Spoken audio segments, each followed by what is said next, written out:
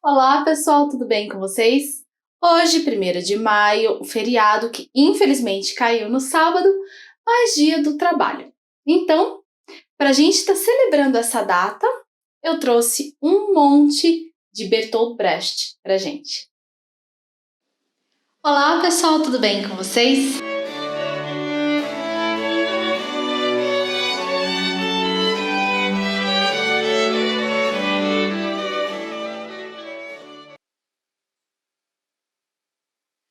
É preciso agir. Primeiro levaram os negros, mas não me importei com isso. Eu não sou negro. Em seguida, levaram alguns operários, mas não me importei com isso. Eu também não era operário. Depois, prenderam os miseráveis, mas não me importei com isso, porque eu não sou um miserável. Depois, agarraram seus desempregados, mas como eu tenho o meu emprego, também não me importei. Agora, estão me levando, mas já é tarde. Como eu não me importei com ninguém, ninguém se importará comigo. Epitáfio. Escapei aos tigres, nutri os percevejos, fui devorado pela mediocridade.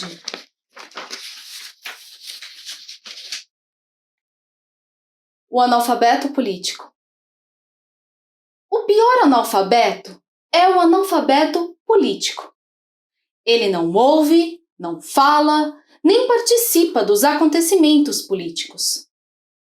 Ele não sabe que o custo de vida, o preço do feijão, do peixe, da farinha, do aluguel, do sapato e do remédio dependem das decisões políticas.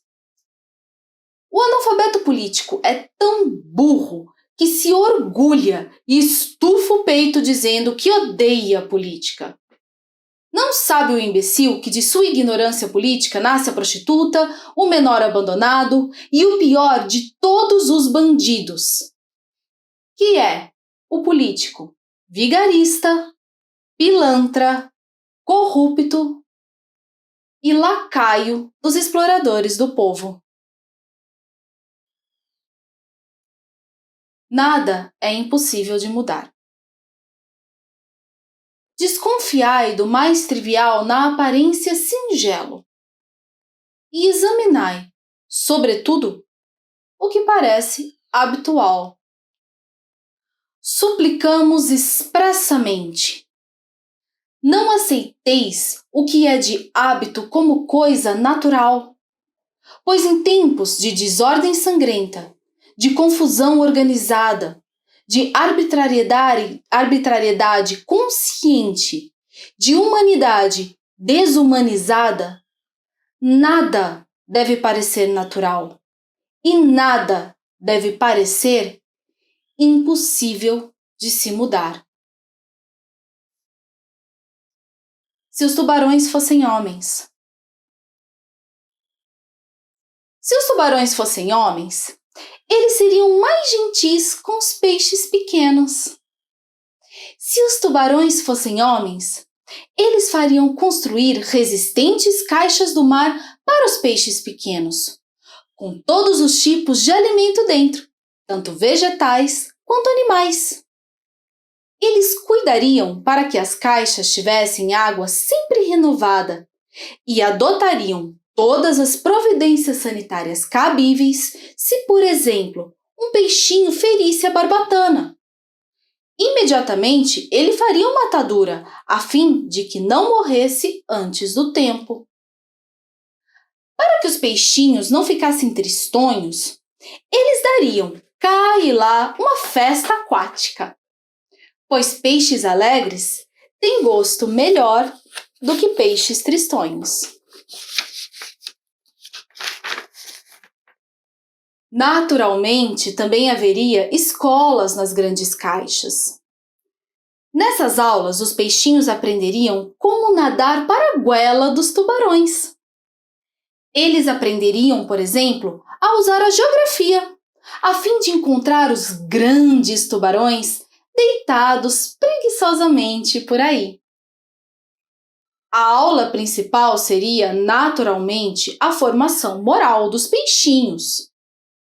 Eles seriam ensinados de que o ato mais grandioso e mais belo é o sacrifício alegre de um peixinho, e que todos eles deveriam acreditar nos tubarões, sobretudo quando esses dizem que velam pelo belo futuro dos peixinhos.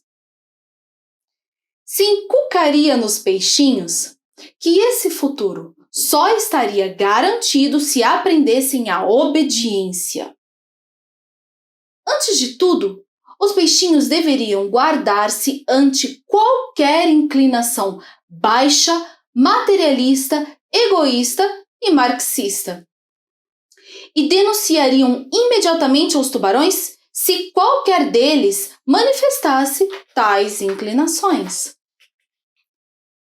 Se os tubarões fossem homens, eles naturalmente fariam guerras entre si, a fim de conquistar caixas de peixes e peixinhos estrangeiros. As guerras seriam conduzidas pelos próprios peixinhos. Eles ensinariam aos peixinhos que, entre os peixinhos e os tubarões, existem gigantescas diferenças. Eles anunciariam que os peixinhos são reconhecidamente mudos e calam nas mais diferentes línguas, sendo assim impossível que se entendam uns aos outros. Cada peixinho que na guerra matasse alguns peixinhos inimigos da outra língua silenciosos seria condecorado com uma pequena ordem das algas e receberia o título de herói. Se os tubarões fossem homens, haveria entre eles, naturalmente, também uma arte. Haveria belos quadros, nos quais os dentes dos tubarões seriam pintados em vistosas cores e suas goelas seriam representadas como inocentes parques de recreio, nos quais poderiam brincar magnificamente. Os teatros do fundo do mar mostrariam como os valorosos peixinhos nadam entusiasmados para as goelas dos tubarões. A música seria tão bela, que os peixinhos, sob seus acordes e a orquestra na frente, entrariam em massa para as goelas dos tubarões, sonhadores e possuídos pelos mais agradáveis pensamentos. Também haveria uma religião ali. Se os tubarões fossem homens, eles ensinariam essa religião. E somente na barriga dos tubarões é que verdadeiramente começaria a vida dos peixinhos.